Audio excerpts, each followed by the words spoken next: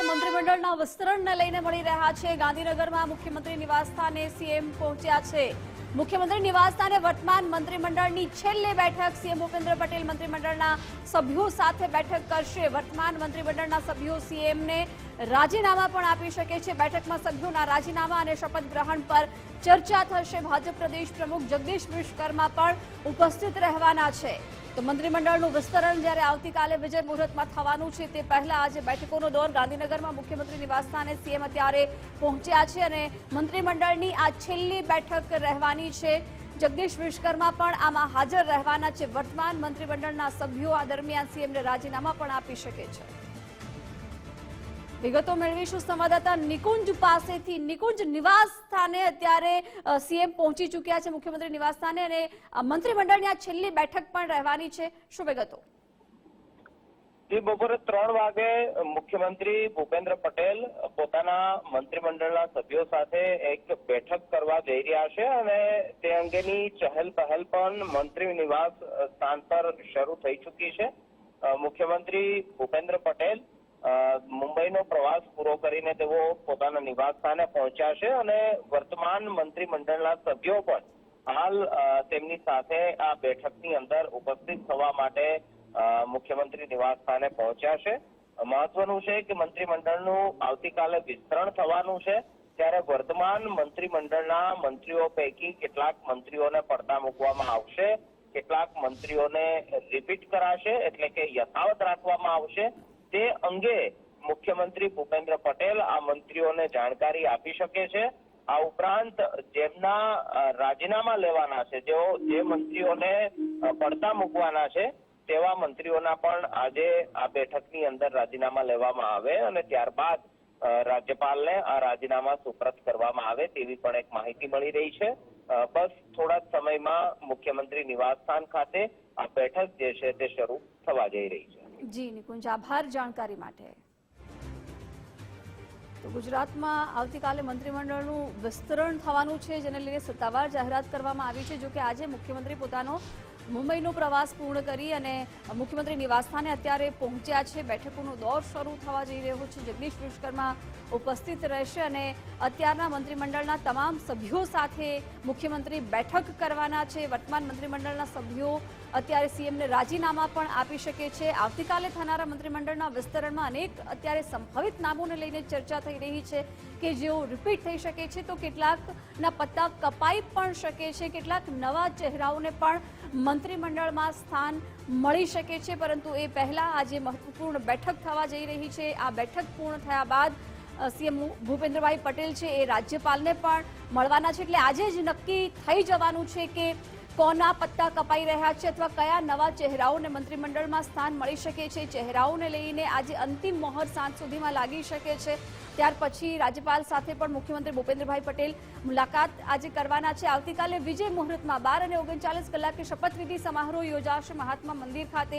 ત્યાં પણ તૈયારીઓનો ધમધમાટ શરૂ કરી દેવામાં આવ્યો છે, જેનું ગૃહ રાજ્યમંત્રી હર્ષભાઈ સંઘવીએ નિરીક્ષણ કર્યું હતું। તૈયારીઓને લઈને સમીક્ષા કરવા માટે તેઓ મહાત્મા મંદિર ખાતે પહોંચ્યા હતા।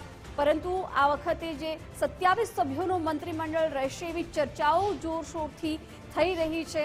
અનેક નામો અત્યારે ચર્ચામાં છે। બેઠકોમાં ખાસ કરીને જે પણ સભ્યો છે એ 27 રહેવાના છે। સીએમ ભૂપેન્દ્રભાઈ પટેલ મંત્રીમંડળના સભ્યો સાથે આજે બેઠક કરી રહ્યા છે। એમના નિવાસસ્થાને તેઓ પહોંચી ચૂક્યા છે। મુંબઈના પ્રવાસે હતા, એમનો મુંબઈનો પ્રવાસ પૂર્ણ કરી સીએમ ગુજરાત પરત ફર્યા છે અને મુખ્યમંત્રી નિવાસસ્થાને પહોંચી ચૂક્યા છે। બેઠક જે થવા જઈ રહી છે તેમાં નવા નિમાયેલા ભાજપ પ્રદેશ પ્રમુખ છે જગદીશ વિશ્વકર્મા, એમની પણ હાજરી રહેવાની છે। વર્તમાન મંત્રીમંડળના સભ્યો સીએમને રાજીનામા પણ આપી શકે છે। બેઠકોમાં સભ્યોના રાજીનામા અને શપથ ગ્રહણ પર ચર્ચા થવાની છે। તો આ ટીવી સ્ક્રીન પર જે દ્રશ્યો જોઈ રહ્યા છો, સંભવિત જે નામો અત્યારે ચર્ચામાં છે, કોણ બદલાઈ શકે છે અથવા કોનું પત્તું કપાઈ શકે છે, એના પણ નામ જોવા મળી રહ્યા છે।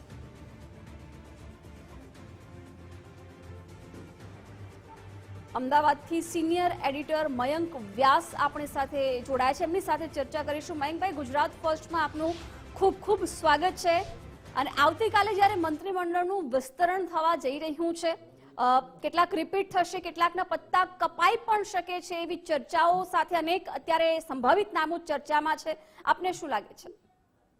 સંભવિત નામો ચર્ચામાં છે એ વાત સાચી છે, પરંતુ જે રીતે ભાજપના રાષ્ટ્રીય અધ્યક્ષ નડ્ડાજી અહીંયા આવી રહ્યા છે અને જે રીતના તામઝામ જોવા મળે છે એ રીતે જોતા એવું આમ સ્વાભાવિક રીતે આકલન થઈ શકે છે કે ગુજરાતના રાજકારણમાં ભાજપના સત્તાકારણમાં ઘણું બધું તળે ઉપર થવા જઈ રહ્યું છે.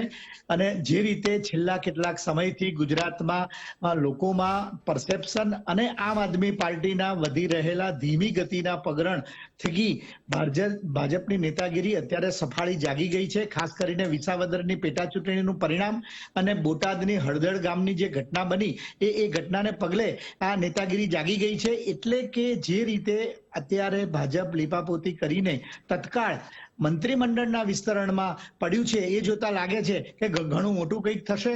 એક વાત જરૂર છે, કારણ કે નવા પ્રદેશ પ્રમુખ આવ્યા પછી તેઓ પોતાની ટીમની જાહેરાત કરે.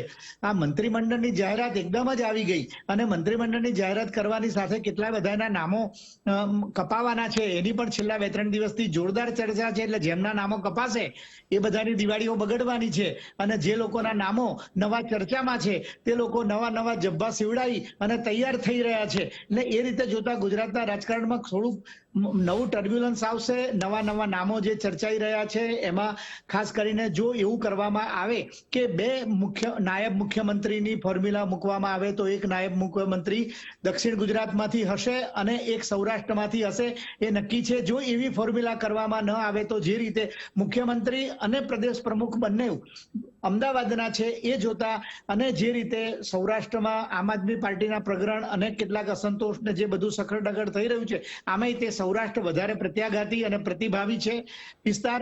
અને એ રીતે જોતા મંત્રીમંડળ જે કંઈ નવું રચાશે એમાં સૌરાષ્ટ્રનું પ્રતિનિધિત્વ વધારે રહેશે એવી બહુ સ્પષ્ટ વાત છે. વિઠ્ઠલ રાદડિયા દિગ્ગજ નેતા, એમના દીકરા જયેશભાઈ રાદડિયાનું નામ સૌથી મોખરે સૌરાષ્ટ્રમાંથી આવી રહ્યું છે. મોઢવાડિયા, અર્જુનભાઈ મોઢવાડિયા કોંગ્રેસ છોડીને ભાજપમાં આવેલા છે, તેમનું નામ પણ ખૂબ જ ચર્ચાય છે. જીતુભાઈ વાઘાણીનું નામ પણ ખૂબ જ ચર્ચાય છે. ઉદયભાઈ કાનગડનું નામ ચર્ચાય છે. આ રીતે ઉત્તર ગુજરાતમાંથી જોઈએ તો પીસી બરંડાનું નામ ચર્ચાય છે, કારણ કે એ આદિવાસી પટ્ટાની અંદરથી અને અરવલ્લી જિલ્લાની અંદરથી જો ભીખુસિંહનું નામ જો કપાવવાની જે વાત ચાલી રહી છે એ રીતે જોતા તો પછી પીસી બરંડા પણ આવે. સૌરાષ્ટ્રમાંથી સંજય કુરડિયાનું નામ પણ ચાલી રહ્યું છે. હવે રીવાબા અને દર્શિતાબેન બેમાંથી કોઈ એકની પસંદગી પણ થઈ શકે છે. જો ભાનુબેનની પસંદગી ન કરવામાં આવે ફરીવાર તો પછી શંભુનાથ ટુંડિયાની પણ પસંદગી કરી શકાય એવા પ્રકારની પણ એક ચર્ચા ચાલી રહી છે.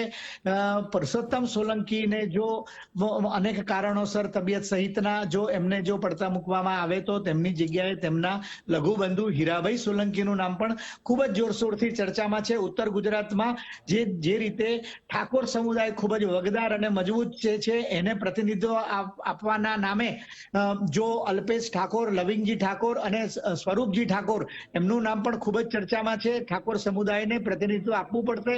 અને એ રીતે જોતા સૌરાષ્ટ્ર અને દક્ષિણ ગુજરાતમાં સંગીતાબેન પાટીલનું નામ પણ દક્ષિણ ગુજરાતમાંથી ચર્ચામાં છે. જીતુભાઈ ચૌધરી, નરેશભાઈ ગામિત ગણદેવીના એનું પણ નામ ખૂબ જ ચર્ચામાં છે. અને જે રીતે આપણે જે છેલ્લા થોડા દિવસથી જાતભાતના નામો ચર્ચાય છે એમાં એવું વાત છે કે જે લોકોના નામો વર્તમાન મંત્રીમંડળમાંથી જે પડતા મુકાય એમાં પૈકીમાં બોલાય છે. એમાં કનુભાઈ દેસાઈ, રાઘવજી, કુંવરજી નું નામ બોલાય છે. મોળુ બેરા પણ નામ બોલાય છે. જગદીશભાઈ વિશ્વકર્મા તો ડબલ હોદ્દાની રૂએ હવે નહીં રહેશે, સ્વાભાવિક છે. બચુભાઈ ખાબડ, મુકેશભાઈ અને ભીખુસિંહનું નામ ખૂબ જ બોલાય છે. અને જે રીતે જે કોઈ જ્ઞાતિના વિસ્તારના પ્રતિનિધિત્વને અત્યારે જે મંત્રી છે તેમાંથી જો પડતા મૂકવામાં આવશે તો એ જ વિસ્તારના બીજા કોઈ ઓપ્શનને ઉભા કરવાની જરૂર રહેશે. અને એ રીતે જોતા અત્યારે ગુજરાત વિધાનસભામાં ભારતીય જનતા પાર્ટીનું કુલ જે સંખ્યાબળ જે છે એ જોતા અત્યારે 17 બર્થની મિનિસ્ટ્રી છે કેબિનેટમાં અને રાજ્ય કક્ષાના મંત્રીઓ થઈને, તો પછી હવે 27 સુધી એક્સપાન્ડ થઈ શકે છે. પણ ભારતીય જનતા પાર્ટી થોડું રિસ્ટ્રેન રહીને ચાલતી હોય છે આ દિશામાં. તો 23 થી 25 જેટલા કુલ મંત્રીમંડળનું સંખ્યાબળ હોય મુખ્યમંત્રી સહિત એવી પૂરી સંભાવના છે. કેટલાકને સંસદીય સચિવ બનાવે, કેટલાકને પ્રભારી મંત્રી બનાવી દે અને કેટલાકને વિશેષ હવાલો આપે. બાકી તળે ઉપર તો જબરદસ્ત થવાનું છે. મોટા ભાગના મંત્રીઓના ખાતામાં ફેરફાર થશે અને જે રીતે ગંજીફો છીપાઈ રહ્યો છે એ રીતે જોતા ભારતીય જનતા પાર્ટીની નેતાગીરી આગામી ટૂંક સમયની અંદર એટલે કે જાન્યુઆરી ફેબ્રુઆરી દરમિયાનમાં આવી રહેલી મહાનગરપાલિકાઓ અને બીજી સ્થાનિક સ્વરાજ્યની ચૂંટણીઓને તત્કાળ પ્રાયોરિટીમાં આપવાની સાથે સાથે 2027ની વિધાનસભાની ચૂંટણી માટેની પણ તૈયારી સાથે અત્યારે આગળ વધી રહી છે એવું બહુ સ્પષ્ટ છે, કારણ કે આ જે મોટો તળિયા ઉપર ફેરફાર થશે, રિશફલિંગ થશે, એ એવા સમયે છે કે જ્યારે ભારતીય જનતા પાર્ટીની શીર્ષસ્થ નેતાગીરી બિહારની ચૂંટણીમાં વ્યસ્ત છે. બિહારની ચૂંટણીની વ્યસ્તતાને કોરાણે મૂકીને સાથે રાખીને પણ માનો કે આ દિશામાં આગળ વધે છે તો એનો મતલબ એવો કે ગુજરાતમાં ભાજપને એવું લાગી રહ્યું છે કે સફાળે જાગી અને થોડું ઘરને ઠીકઠાક કરવાની જરૂર છે. બિલકુલ, એટલે વિઝન લાંબુ છે. 2027ની વિધાનસભા ચૂંટણી પહેલા નવા મંત્રીમંડળની એ પ્રકારે જે પ્રકારે વિસ્તરણ કાલે થવાનું છે, સભ્યોની પસંદગી થશે. એટલે ધર્મેશ વૈદ્ય એસોસિએટ એડિટર ન્યૂઝરૂમથી પણ જોડાઈ ગયા છે. ધર્મેશ, આવતીકાલે નવા મંત્રીમંડળના સભ્યો છે એમનો શપથવિધિ સમારોહ વિજય મુહૂર્તમાં થશે. પહેલા સીએમ અત્યારે ભૂપેન્દ્ર પટેલ નિવાસસ્થાને પહોંચી ચૂક્યા છે, મુંબઈનો પ્રવાસ ટૂંકાવીને આવી ગયા છે. બેઠકોનો દોર શરૂ થવા જઈ રહ્યો છે. હાલના મંત્રીમંડળની આ છેલ્લી બેઠક પણ રહેશે. જિજ્ઞાસા, અત્યારે જે સમાચાર મળી રહ્યા છે કે મુંબઈનો કાર્યક્રમ પૂર્ણ કરી અને મુખ્યમંત્રી હવે ગાંધીનગર પાટનગર પહોંચી ગયા છે. સૌથી મહત્વની વાત છે કે મંત્રીઓના રાજીનામા સૌથી પહેલો એજન્ડા એ રહેશે. હવે એ જોવાનું એ રહે છે કે બધા જ મંત્રીઓ રાજીનામું આપી દે છે કે કેમ, કારણ કે દાદાના નેતૃત્વમાં નવું મંત્રીમંડળ જો નવસર્જન હોય તો મોટે ભાગે બધા જ મંત્રીઓ આપી દેશે. પણ હવે સ્ટ્રેટેજી થોડી વારમાં ખબર પડશે, કારણ કે હવે ગતિવિધિ તેજ બની છે. આ પાટનગરમાં આજે જે પરિસ્થિતિ છે એ રાજકીય પ્રવાહ છે એ ગમે ત્યારે ગમે તે રીતે પલટી શકે છે, કારણ કે પડતા કોને મૂકવા, કોનું આગમન આ રાતના લગભગ 10 વાગ્યા સુધી આ રહેશે. કારણ કે અત્યારે મુખ્યમંત્રીના નિવાસ સ્થાને બેઠક છે, જેમાં જેને કહી શકાય પ્રભારી સહિત હાજર હશે, સંગઠનના મહામંત્રી હશે, ઉપરાંત મંત્રીઓ પણ હશે. હવે જોવાનું એ છે કે 8 થી 10 જે પરફોર્મન્સ વિવાદ કે જે અન્ય કારણો, નાદુરસ્ત તબિયત, આને કારણે એમને રજા આપે છે કે કેમ, વિરામ આપે છે કે કેમ, એમના રાજીનામા લે છે કે સમગ્ર મંત્રીમંડળ માત્ર મુખ્યમંત્રીના નેતૃત્વમાં નવું મંત્રીમંડળ માટે બધાના રાજીનામા લે છે અને જે 4-5 વ્યક્તિઓને યથાવત રાખવાના છે એને યથાવત રાખે છે કે નહીં. આ તમામ અત્યારે અટકળો તેજ બની છે. મોટે ભાગે એકાદ કલાકમાં ખબર પડશે. રાત્રે 8 વાગ્યા આસપાસ મુખ્યમંત્રી શ્રી રાજ્યપાલને મળવા જશે, ત્યારે ભાજપના પ્રદેશ પ્રમુખ સહિત પણ કદાચ સાથે રહેશે, જગદીશ વિશ્વકર્મા. અત્યારે હવે જે માહિતી મળી રહી છે મંત્રીમંડળના રાજીનામાની, કારણ કે શપથવિધિ પહેલાનો જે દોર શરૂ થયો છે, હવેની જે 24-48 કલાક છે એ માત્ર મંત્રીઓની પસંદગી, શપથવિધિ, કયું ખાતું, આ એક ગુજરાતના રાજકારણમાં છેલ્લા કેટલાય દિવસોથી ચર્ચાતી જે વાત હતી એ હવે ફળીભૂત થવા જઈ રહી છે, વાસ્તવિકતામાં પલટી રહી છે. એને કારણે ગુજરાત ભાજપમાં અને ગુજરાતના રાજકારણમાં અત્યારે અનેક અટકળો વહેતી થઈ છે. જી જિજ્ઞાસા. બિલકુલ, મયંકભાઈ પણ આપણી સાથે જોડાયેલા છે, એમની સાથે વાત કરીએ. મયંકભાઈ, તમે જેમ કહ્યું એમ કે કેટલાકની દિવાળી સુધરશે તો કેટલાકની દિવાળી બગડશે, પણ એની પાછળના અનેક કારણો પણ રહેવાના છે.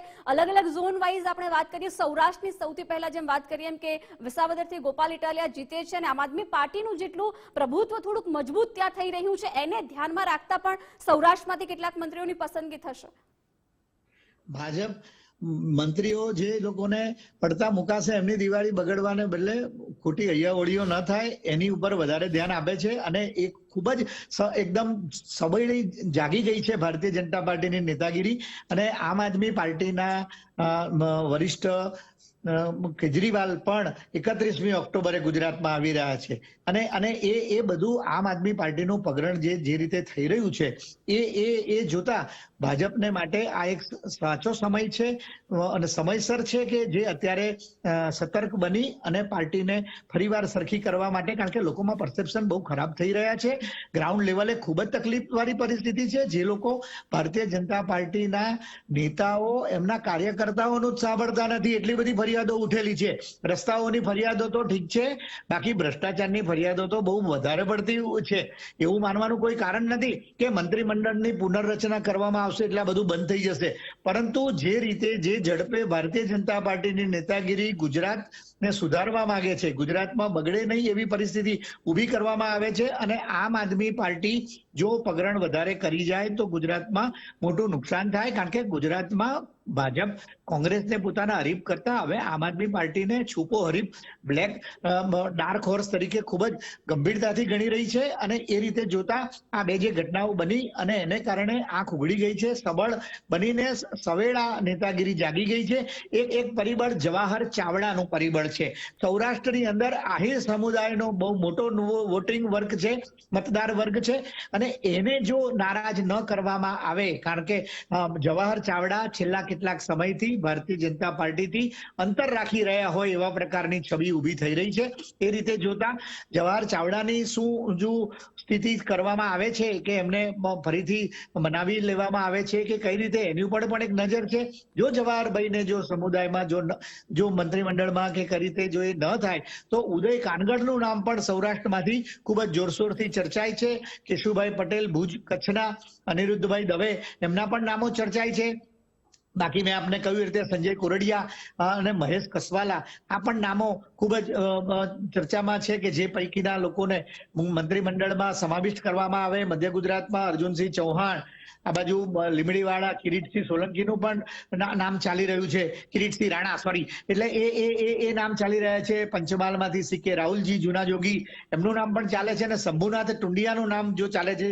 આપણે વાત કરી ભાનુબેન બાબરિયાને જો બદલવામાં આવે તો પછી શંભુનાથ ટુંડિયાને પણ આવે. અને ઉત્તર ગુજરાતમાં વિજાપુરના ધારાસભ્ય સીજે ચાવડાને પણ ફરી એમને જે, કારણ કે ભાજપમાં તેઓ જોડાયા કોંગ્રેસમાંથી, એમાં એ જે બધી વાત હતી એ રીતે જોતા અર્જુનભાઈ મોઢવાડિયા અને સીજે ચાવડા એ બંનેનો પણ સમાવેશ આ મંત્રીમંડળ નવા રચાનારા મંત્રીમંડળમાં થવાની સંભાવના છે. શંકરભાઈ ચૌધરીને પણ ઉત્તર ગુજરાતનું પ્રતિનિધિત્વ આપવામાં ખૂબ જ કોઈ સારું સ્થાન મળી શકે છે એવી પણ પૂરી સંભાવના છે. જીતુભાઈ ચૌધરી આદિવાસી બેલ્ટને બરાબર રીતે સાચવશે અને દક્ષિણ ગુજરાતને પણ ભાજપ પૂરેપૂરી રીતે સાચવશે, બેલેન્સ બરાબર કરવામાં આવશે. નરેશ પટેલનું નામ પણ ખૂબ જ ચર્ચાય છે. અને એ રીતે જોતા આ ઇક્વેશન હવે ગણતરીના, ધર્મેશભાઈએ કહ્યું, હવે ગણતરીના કલાકોનો સવાલ છે અને ગતિવિધિ તેજ બની છે. અને જોઈએ કે સમગ્ર મંત્રીમંડળનું રાજીનામું લઈ લેવામાં આવે છે કે પછી કેટલાક મંત્રીઓને યથાવત રાખવામાં આવે છે. બાકી પોર્ટફોલિયો તો બધાના લગભગ બદલાશે અને બધું ઉપલા લેવલે જે રીતે નક્કી થયું છે એ રીતે થશે. સૌરાષ્ટ્રમાં અર્જુન મોઢવાડિયા ઉપરાંત રાદડિયા, જયેશભાઈ રાદડિયાનું વજન જરૂર વધશે, ઉદય કાનગડનું વજન વધશે, મહેશ કસવાલાનું વજન વધશે, સંજય કોરડિયાનું વજન વધશે, જીતુભાઈ વાઘાણીનું પણ નામ ચાલી રહ્યું છે. અને એ રીતે જોઈએ તો જે રીતે પ્રદેશ પ્રમુખ અને મુખ્યમંત્રી એ બંને અમદાવાદમાંથી આવે છે, એ રીતે જોતા પ્રાદેશિકતાના બેલેન્સ કરવાના સંદર્ભે જો ભારતીય જનતા પાર્ટી વિચારે તો સૌરાષ્ટ્રને પૂરતું પ્રતિનિધિત્વ આપવું પડશે.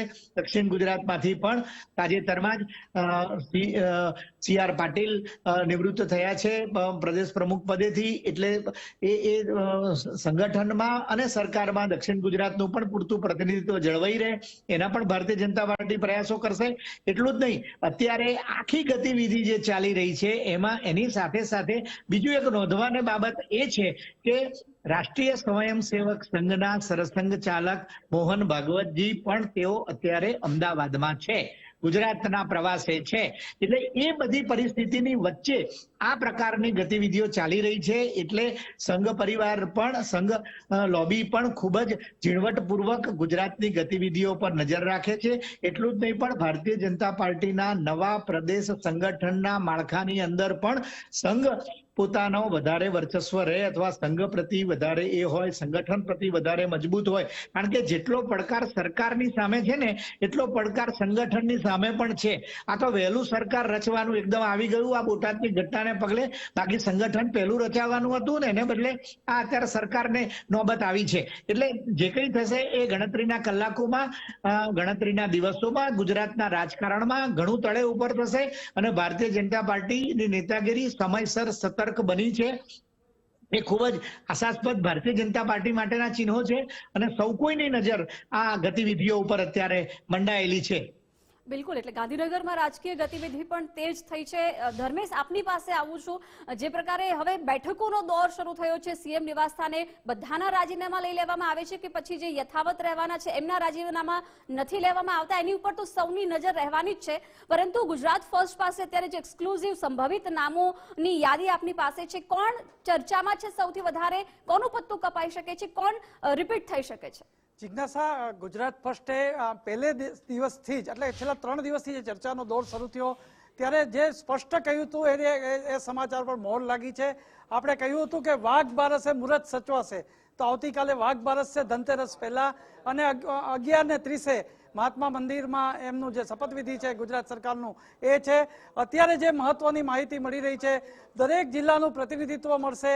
મહત્વની વાત છે સામાજિક સમીકરણ, જેમ મયંકભાઈ આપણા જે વરિષ્ઠ જે આવી ગયો છે, 11:30 કલાકે શપથવિધિ કાર્યક્રમ યોજાશે. પરંતુ જે ભાજપ માટે આપણે કહીએ કે સરપ્રાઈઝ આપવા માટે માહેર રહ્યું છે, પરંતુ આ વખતે મોટા ભાગના ચહેરાઓ એવા છે, સંભવિત નામો આજે સાંજ સુધી નક્કી થઈ જાય એવું છે. તેમ છતાં આપને લાગી રહ્યું છે કોઈ અજાણ નામ હોય એવું પણ ચર્ચામાં આવી શકે છે, અથવા એને મંત્રીમંડળમાં સ્થાન મળી શકે? ઉત્તર ગુજરાતમાંથી ઠાકોર સમુદાયના કોઈક વ્યક્તિની સમાવેશ કરવામાં આવે, આમ સીજે ચાવડા છે, તેમ છતાં પણ લવિંગજી ઠાકોર, સ્વરૂપજી જે છે, અલ્પેશ ઠાકોર, અમે જવાહર ચાવડાનું નામ દીધું, એ પણ હવે એમને કઈ રીતે એ કરવામાં આવે છે એ રીતે થાય. કેયુર રોકડિયાનું નામ પણ અને ચૈતન્ય દેસાઈનું નામ પણ ચાલી રહ્યું છે મધ્ય ગુજરાતમાંથી, અને નિમિષાબેન સુતાર એમનું નામ પણ ચાલે છે. એટલે એ રીતે જોઈએ તો ભારતીય જનતા પાર્ટી આમ એકંદરે આશ્ચર્ય સર્જવા ખૂબ જ જાણીતી છે.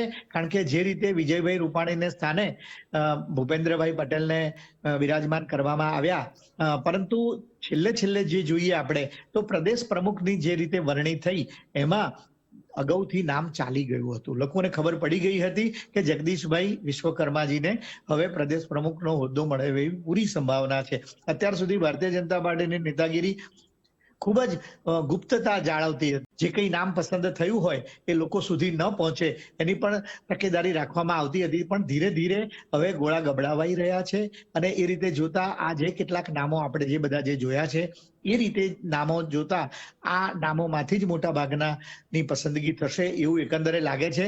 પરંતુ જે રીતે જે આપણે જે ચર્ચામાં જે જોયું કે વિસ્તાર અને જ્ઞાતિ સમુદાય એ બંનેનું, જિલ્લાઓ અને જ્ઞાતિ સમુદાય એ બંનેનું પ્રતિનિધિત્વ જાળવવાની પૂરેપૂરી સંભાવના છે, અને પૂરેપૂરી કોશિશ ભારતીય જનતા પાર્ટીની નેતાગીરી કરે છે. ખાલી આશ્ચર્ય એટલું થાય છે કે ખુદ ભાજપના રાષ્ટ્રીય અધ્યક્ષ નડ્ડાજી આવે છે કે નહીં આ કાર્યક્રમમાં. કારણ કે અમુક કાર્યક્રમ કેટલા મોટા નેતાઓના હાજરીથી એનું આખું મહત્વ વધી જતું હોય છે. જો એવું કરવામાં જો નડ્ડાજી આવે છે આવતીકાલે, તો પછી કંઈક મોટું થવાની સંભાવનાઓ પણ નકારાતી નથી. અને જે રીતે મેં કહ્યું કે સંભાવનાઓ બહુ ખૂબ જ ચર્ચામાં છે. એક મુખ્યમંત્રી ને 2 નાયબ મુખ્યમંત્રી, અથવા 1 નાયબ મુખ્યમંત્રી, એવી પણ ફોર્મ્યુલા છે. પણ ભારતીય જનતા પાર્ટી અત્યાર સુધીમાં બને ત્યાં સુધી આવી કોઈ ફોર્મ્યુલા નાયબ મુખ્યમંત્રીની કરી નથી. કારણ કે ડબલ એન્જિન જ છે, ત્રીજું એન્જિન જોડવાની બહુ જરૂર નથી. પણ એ રીતે જોઈએ તો એ સંભાવનાઓ ઓછી જણાય છે. પણ આ તો રાજકારણમાં કદી કશું અશક્ય હોતું નથી. એ રીતે જોઈએ તો ભારતીય જનતા પાર્ટીની નેતાગીરી જે રીતે ગુજરાતમાં પોતાનું ઘર વધારે મજબૂત કરવા માટે, કોઈ નુકસાન ન કરી જાય એટલા માટે રહી છે. કારણ કે અત્યારે એવી પરિસ્થિતિ છે કે 156 બેઠકો 2022ની વિધાનસભાની ચૂંટણીમાં ભાજપની આવી, એમાંથી લગભગ 45 ઉપરાંત બેઠકો એવી હતી, એમાં આમ આદમી પાર્ટીના જો ઉમેદવાર ન હોત તો કોંગ્રેસ જીતી હોત. બિલકુલ મહેશભાઈ, આગળ પણ ચર્ચા કરીશું, જોડાયેલા રહીશું. પરંતુ જે પ્રકારે આવતીકાલે મંત્રીમંડળનું વિસ્તરણ થવાનું છે એની તમામ અપડેટ આપના સુધી અમે પહોંચાડી રહ્યા છીએ. આમંત્રણ પત્રિકા પણ સામે આવી ગઈ છે. 11:30 કલાકે આવતીકાલે શપથવિધિ કાર્યક્રમ પણ યોજાશે. તમામ મહત્વપૂર્ણ સમાચારો સાથે પરત ફરીએ છીએ. રોકાઈશું એક બ્રેક માટે.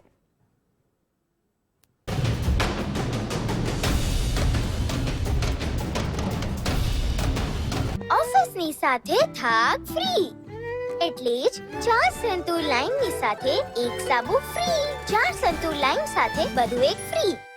iPhone 16e 16 Plus પર છે બ્લોકબસ્ટર પ્રાઇઝીસ. જીઓ માર્ટના જીઓ ઉત્સવમાં છે ઠાસુ ડીલ્સ અને ધમાકેદાર રેન્જ.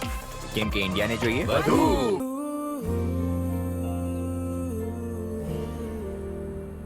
હાય, અહીં શિફ્ટ થઈ રહી છું? હા, કઈ કોલેજ? GNTU. અરે હું પણ. તો ક્યારેય ડ્રોપ જોઈતો હોય તો મમ્મી. અને તારી પ્રોફેસર પણ. પ્રોફેસર.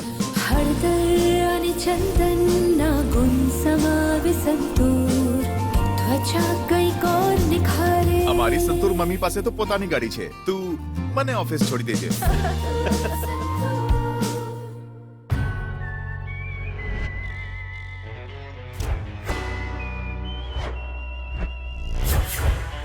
અરે બધી વસ્તુ બેબે બેબે બેબે બાય એની ગેટ એનીમાં બે આઇટમ્સ લે જે પરિવાર એ જ તો છે. हर रोज हो जाता हूँ लेट, साफ नहीं होता है मेरा पेट. अभी मजा आएगा ना वीडियो. पेट दफा, रोग दफा, सबको पता. फिर तुझको नहीं क्यों है पता? अबे घोचू, अखा इंडिया को मालूम है. पेट सफा, हर रोग दफा. एक जगह. ઓફિસની સાથે થાક ફ્રી. એટલે જ 4 સંતૂર લાઈનની સાથે એક સાબુ ફ્રી. 4 સંતૂર લાઈન સાથે બધું એક ફ્રી. જીઓ માર્ટ પર ચાલી રહ્યો છે જીઓ ઉત્સવ. એપ ડાઉનલોડ કરો અને આ તહેવારમાં મેળવો ભવ્ય ડીલ્સ, જબરદસ્ત રેન્જ અને ધનાધન ક્વિક ડિલિવરી. કેમ કે ઇન્ડિયાને જોઈએ વધુ. पेट सफा आयुर्वेदिक चूरन, पेट सफा तो हर रोग दफा.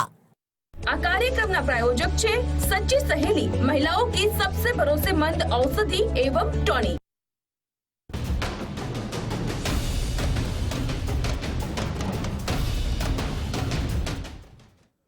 Welcome back. ગુજરાતમાં મંત્રીમંડળનું વિસ્તરણ થવા જઈ રહ્યું છે. આવતીકાલે 11:30 કલાકે શપથવિધિ સમારોહ યોજાશે મહાત્મા મંદિર ખાતે, જ્યાં તૈયારીઓનો ધમધમાટ શરૂ થઈ ચૂક્યો છે. ગૃહ રાજ્યમંત્રી હર્ષભાઈ સંઘવીએ પણ ત્યાં પહોંચી તૈયારીઓની સમીક્ષા કરી હતી. રાજભવન દ્વારા મંત્રીમંડળની શપથવિધિની એક આમંત્રણ પત્રિકા પણ પ્રિન્ટ થઈ છે. રાજભવન દ્વારા મંત્રીમંડળના શપથવિધિ માટેનું આમંત્રણ પણ તૈયાર કરી દેવામાં આવ્યું છે. આ વિસ્તરણને લઈને સત્તાવાર જાહેરાત કરી દેવામાં આવી. પદનામિત મંત્રીમંડળના સભ્યોની આવતીકાલે 11:30 કલાકે શપથવિધિ યોજાવાની છે. જો કે સૌથી મોટા સમાચાર એ પણ હમણાં જ મળ્યા કે ગાંધીનગર ખાતે નિવાસસ્થાને મુખ્યમંત્રી ભૂપેન્દ્રભાઈ પટેલ પહોંચી ચૂક્યા છે. મુંબઈના પ્રવાસે હતા, એમનો પ્રવાસ ટૂંકાવી અને તેઓ પરત ફર્યા છે. મહત્વનું છે કે અત્યારે બેઠકોનો દોર શરૂ થશે. હાલના તમામ મંત્રીમંડળના સભ્યો છે એમની સાથે બેઠક કરવા જઈ રહ્યા છે. નવા પ્રદેશ પ્રમુખ છે જગદીશ વિશ્વકર્મા, એ પણ આ બેઠકમાં હાજર રહેવાના છે. વર્તમાન મંત્રીમંડળના સભ્યો આ બેઠકમાં તમામ જે સભ્યો છે રાજીનામા આપી દે છે કે પછી જેમના પત્તા કપાવાના છે એમની પાસેથી જ રાજીનામા લેવામાં આવે છે. એ પણ અત્યારે સૌથી વધારે ચર્ચાતો પ્રશ્ન છે. એ પણ થોડીક જ વારમાં આપણને ખબર પડશે. અને સંભવિત નામો અત્યારે અનેક સામે આવી રહ્યા છે કે કેટલા રિપીટ થઈ શકે છે અથવા કયા અલગ અલગ ગુજરાતના, ઉત્તર ગુજરાત, દક્ષિણ ગુજરાત, મધ્ય ગુજરાત કે પછી સૌરાષ્ટ્ર પર ફોકસ વધારે રાખવામાં આવ્યું છે. ત્યાંથી વધારે નામો અત્યારે ચર્ચામાં છે. ત્યારે કયા ચહેરાઓને મંત્રીમંડળમાં, નવા ચહેરાઓને સ્થાન મળી શકે છે અથવા હાલના કયા મંત્રીમંડળમાંથી મંત્રીઓના પત્તા કપાશે એને લઈને પણ એક સંભવિત નામોનું લિસ્ટ સામે આવ્યું છે. પરંતુ સાંજ સુધીમાં પણ એ ફિક્સ થઈ જાય કે આટલા નવા સભ્યોને સ્થાન મળી શકે છે એને લઈ પણ ચર્ચાઓ શરૂ થઈ છે. બેઠકમાં સભ્યોના રાજીનામા અને શપથ ગ્રહણ પર ચર્ચા થવાની છે. આ બેઠકોનો દોર ગાંધીનગર ખાતે શરૂ થયો છે. ગાંધીનગરમાં રાજકીય હલચલ પણ તેજ થઈ છે. બેઠક જે થવાની છે એમાં ભાજપ પ્રદેશ પ્રમુખ જગદીશ વિશ્વકર્મા પણ ઉપસ્થિત રહેવાના છે. આ મંત્રીમંડળના વિસ્તરણ પહેલા સૌથી મહત્વની બાબત એ પણ ચર્ચામાં છે, કારણ કે ભાજપના રાષ્ટ્રીય અધ્યક્ષ જેપી નડ્ડા પણ ગુજરાત પ્રવાસે આવી રહ્યા છે એવી વાત પણ સામે આવી છે. બીજી તરફ આરએસએસના વડા મોહન ભાગવત પણ ગુજરાતના પ્રવાસે છે.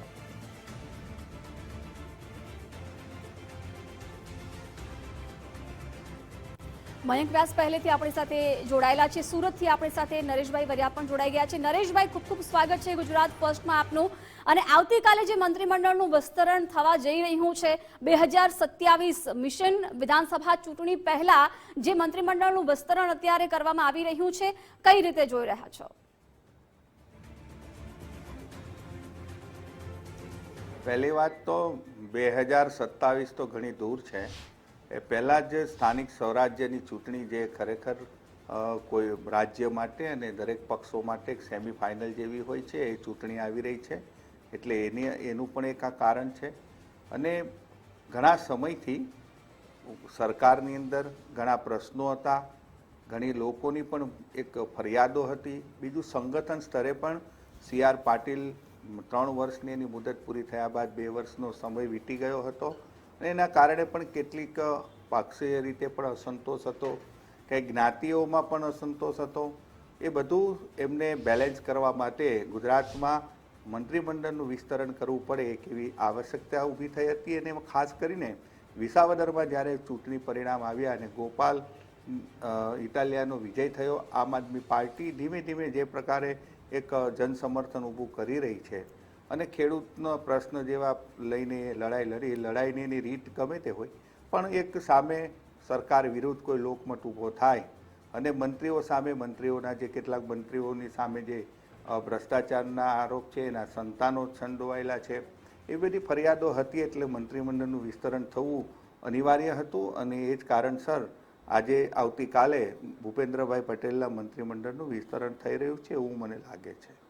બિલકુલ, મયંકભાઈ પણ આપણી સાથે જોડાયેલા છે. એટલે મયંકભાઈ, જ્યારે મંત્રીમંડળનું વિસ્તરણ થતું હોય છે ત્યારે કયા મંત્રીઓને રિપીટ કરવા, કયા મંત્રીઓને કાપવા, કયા કયા પરિબળો સૌથી પહેલા તો ધ્યાનમાં રાખવામાં આવતા હોય છે? બેલેન્સ રાખવાની જે વાત છે, પ્રભુત્વ જાળવી રાખવાની વાત છે, રિપીટ થવાની વાત આપણે પછી કરીએ. જે પત્તા કપાઈ શકે એવા નામ છે, એમાં રાઘવજી પટેલનું નામ પણ સૌથી ચર્ચાસ્પદ છે. તો કયા પરિબળોને ધ્યાનમાં રાખતા આ આખી પ્રક્રિયા થતી હશે?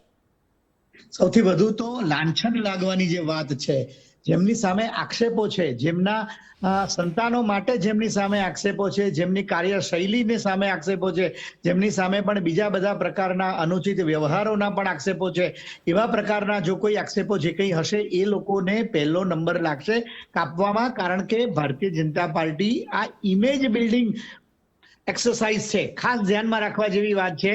2027 ને હજી થોડો સમય વાર છે, પરંતુ ભારતીય જનતા પાર્ટીની આ ઇમેજ બિલ્ડિંગ માટેની આ એક આખી જદ્દોજહદ ચાલી રહી છે. એમાં સહેજ પણ નીચું નિશાન કોઈ પણ કસર રાખવા માંગતી નથી પક્ષની નેતાગીરી. એ રીતે જોતા જે લોકોની વિભાગનું પરફોર્મન્સ નબળું હશે, જે લોકો પોતાની કામગીરીમાં, પાર્ટીના સંકલનમાં, પાર્ટીના પ્રોગ્રામો લોકો સુધી પહોંચાડવામાં, કાર્યકર્તાઓ સાથેના વ્યવહારમાં, મતદારો સાથેના વ્યવહારમાં અને એ બધાની સાથે આજે ભ્રષ્ટાચારના આક્ષેપો, એમના સંતાનોના કોઈ વલણો અને વ્યવહારોના આક્ષેપો, આ તમામ પ્રકારના જે પરિબળો જે છે એ આમાં ખાસ જોવામાં આવશે. રાઘવજીભાઈને માટે કહેવાય છે કે એમની તબિયત નાદુરસ્ત છે, એટલે એ પણ એક કારણ હોઈ શકે. કનુભાઈ દેસાઈની પણ એ જ સ્થિતિ છે.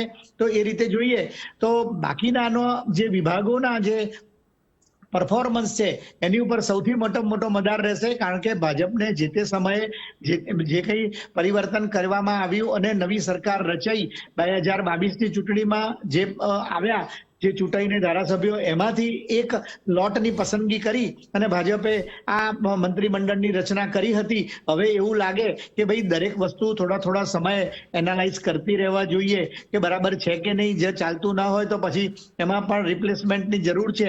એ રીતે જોઈએ તો આ જે 4-5 ક્રાઇટેરિયા જે આપણે જે ચર્ચા એ એવા ક્રાઇટેરિયાના ખાસ તો આ પડતા મૂકવાની બાબત માટે કન્સિડર કરવામાં આવે એવી સંભાવના છે. એની સામે ભાજપને જે એવા ચહેરા, એવા વ્યક્તિઓને લઈને જો ફાયદો થતો હોય, ચૂંટણીઓમાં ફાયદો થતો હોય, જ્ઞાતિ જાતિવાર ફાયદો થતો હોય અને પ્રાદેશિક વ્યવસ્થાના ભાગરૂપે પણ ફાયદો થતો હોય, તો એવા ચહેરાઓને વિશેષ રૂપે આ નવા રચાનાર મંત્રીમંડળમાં સમાવિષ્ટ કરવામાં આવે એવી સ્વાભાવિક ગણતરી છે. ખાસ કરીને જે લોકો, જો પાટીદાર સમુદાયને પૂરેપૂરું પ્રતિનિધિત્વ મળશે, સૌરાષ્ટ્રને પૂરેપૂરું પ્રતિનિધિત્વ મળશે, સૌરાષ્ટ્રમાંથી બહુ જ મોટી સંખ્યામાં નામાંકિત લોકો, વજનદાર લોકો, જ્ઞાતિ જાતિ સમુદાયમાં પોતાનું વર્ચસ્વ ધરાવતા હોય એવા લોકોની સીધી પસંદગી કરવામાં આવશે. કારણ કે આમ આદમી પાર્ટીની સીધી થ્રેટન સૌરાષ્ટ્રમાંથી શરૂ થયું છે અને ગોપાલભાઈ ઇટાલિયા જે રીતે જીત્યા છે અને ભાજપની નીચેની કેડર હોય કે ભાજપના સમર્થકો હોય, એમાં જે લોકો થોડા ઘણા પણ સંશય છે ભાજપને માટે, જેમને ભાજપની કાર્યશૈલી માટે, ભાજપના નેતાઓની, પોતાની નજીકના પ્રતિનિધિત્વોની જેની સામે પણ જે કંઈ ફરિયાદો છે એ બધું જોતા એવા ચહેરાઓ લાવીને મૂકવાની જરૂરિયાત ભાજપની નેતાગીરીને લાગી રહી છે કે આમ આદમી પાર્ટી વાળા ગુજરાતમાં ભાજપને નાહકના નુકસાન કરે પહોંચાડે નહીં એટલા માટે. બિલકુલ, નરેશભાઈ પણ આપણી સાથે છે. નરેશભાઈ, અલગ અલગ પરિબળોની આપણે વાત કરી, આ બધાની વચ્ચે જ્ઞાતિવાદી સમીકરણ, આ ફેક્ટરને કેટલું ધ્યાનમાં રાખવામાં આવશે?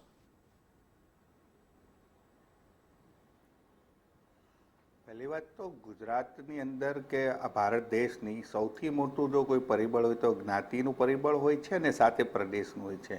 આ મંત્રીમંડળ પણ વિસ્તરણ થવાનું છે કે થશે, એની અંદર જે પણ આપણને મંત્રીઓની પસંદગી કરવામાં આવવાની છે અને જે મંત્રીઓ પસંદ કરાશે એમાં આ જ્ઞાતિનું પરિબળ ખૂબ જ મહત્વનું રહેશે.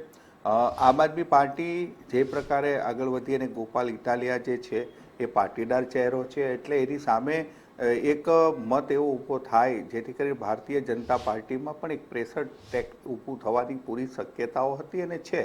એ ધ્યાને રાખીને એટલે જ્ઞાતિ ફેક્ટર છે. વચ્ચે 2024ની ચૂંટણી પહેલાં આપણે ગુજરાતની અંદર રજપૂત સમાજની જે નારાજગી થઈ હતી, પરસોત્તમ રૂપાલાએ જે નિવેદન આપ્યું અને એને પછી તો એ સમાજને પણ સાચવવાની વાત છે. ઓબીસી કેન્દ્રિત રાજકારણ થઈ રહ્યું છે માત્ર ગુજરાત નહીં, આખા દેશમાં. તો ભારતીય જનતા પાર્ટી પણ એને આત્મસાત કરી રહી છે, તો એને પણ ધ્યાનમાં લેવાશે અને એ બધી જ પરિબળોને એટલે જ્ઞાતિ અને વર્ગ બધું જ ધ્યાનમાં રાખીને મંત્રીમંડળો આપણે ત્યાં રચાતા હોય છે. હું ભારપૂર્વક કહું છું કે બીજા જે યોગ્યતાઓ હોય છે એ યોગ્યતાઓ તો પછી આવે, પહેલાં જે પસંદગી કરવામાં આવતી હોય એની જ્ઞાતિ સમાજની એની કેટલી અસર પડશે એ માત્ર ચૂંટણીઓની ધ્યાનમાં રાખીને જ બધું કરવામાં આવતું હોય છે, એ સ્પષ્ટ હોય છે. બિલકુલ. એટલે સર, તમને શું લાગે છે આ જે શપથવિધિ સમારોહ આવતીકાલે યોજાવાનો છે એ પહેલાની આજની મુવમેન્ટની વાત કરીએ તો રાષ્ટ્રીય ભાજપના અધ્યક્ષ જેપી નડ્ડા ગુજરાત આવી રહ્યા છે, એટલે રાષ્ટ્રીય નેતૃત્વનું આ મંત્રીમંડળના વિસ્તરણમાં હાજરી આપવું કેટલું મહત્વપૂર્ણ બની જાય છે?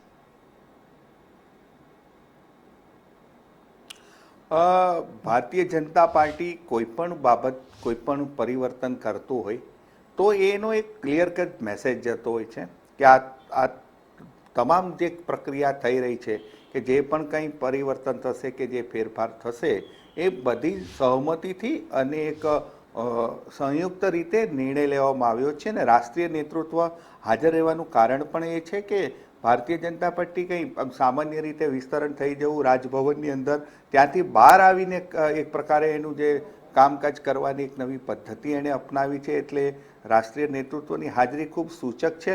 અને જ્યારે તમે આ મંત્રીમંડળનું વિસ્તરણ કરતા તો હવે એને પુનર્રચના જ કેવી પડે એ પ્રકારનું આખો આપણને કદાચ ચહેરો જોવાશે, એટલે રાષ્ટ્રીય નેતૃત્વની હાજરી ખૂબ સૂચક છે.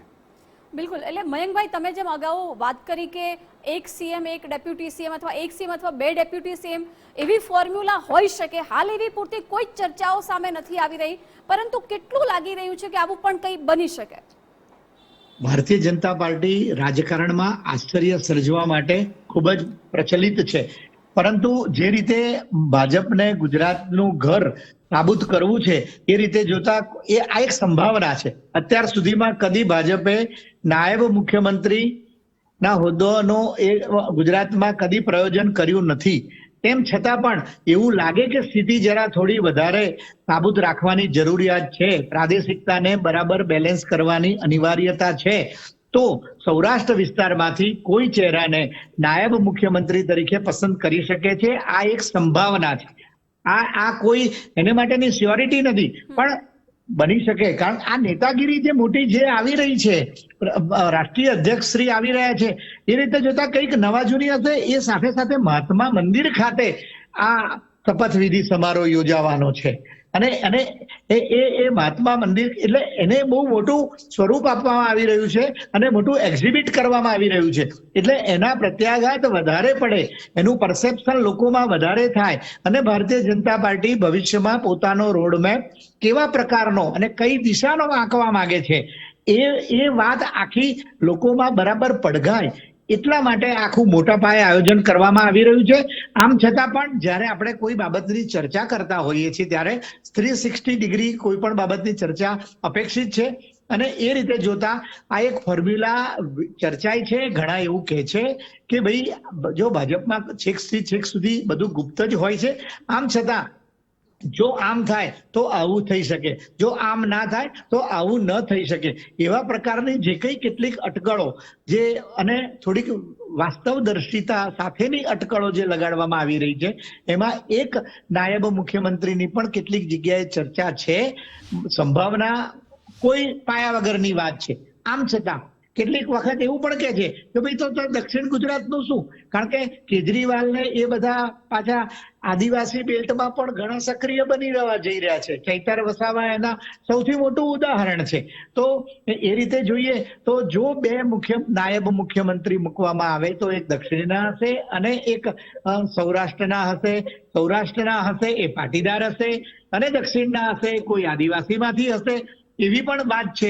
એટલે એવી એક ચર્ચા છે. પણ એક આપણે ઉલ્લેખવા જો એટલા માટે કરીએ કે આપણે એનાથી થોડાક સ્ટેજ પાછા પણ જઈએ તો પણ નવા રચાનારા મંત્રીમંડળમાં સૌરાષ્ટ્રના પાટીદાર સમુદાય અને દક્ષિણ ગુજરાતના આદિવાસી અને હળપતિ અને એ જે સમુદાય જે છે બધા એ સમુદાયને વધારે પ્રતિનિધિત્વ આપવાની કોશિશ કરવામાં આવશે એવું બહુ સ્પષ્ટ રીતે જણાઈ રહ્યું છે.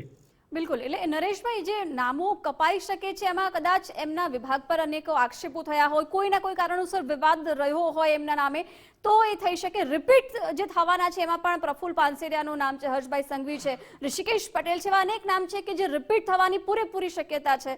એટલે શું લાગી રહ્યું છે, કયા મંત્રીઓ આપના મતે રિપીટ થઈ રહ્યા છે?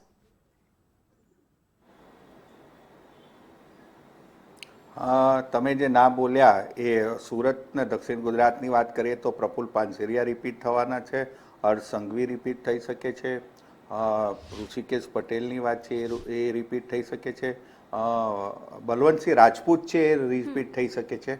એટલે સરકારના ઘણા જે સિનિયર અમુક મંત્રી છે એ રિપીટ ચોક્કસ થઈ શકે છે. અને જે કપાવાના છે એ આપણને ખ્યાલ જ છે. એના માટે અમારા સુરતની અંદર એક મુકેશ પટેલ છે કે જેવી પૂરી શક્યતા છે કે એમને રિપીટ કરવામાં નહીં આવે, કારણ કે એમના પુત્રની એક થોડીક વિવાદાસ્પદ પેલી એક કેસની અંદર એમનું વિવાદિત નામ ઉછળ્યું હતું. બચુ ખાબડ તો આપણે સૌ જાણીએ છીએ ભ્રષ્ટાચારમાં, તે ભીખુસિંહ પરમાર છે.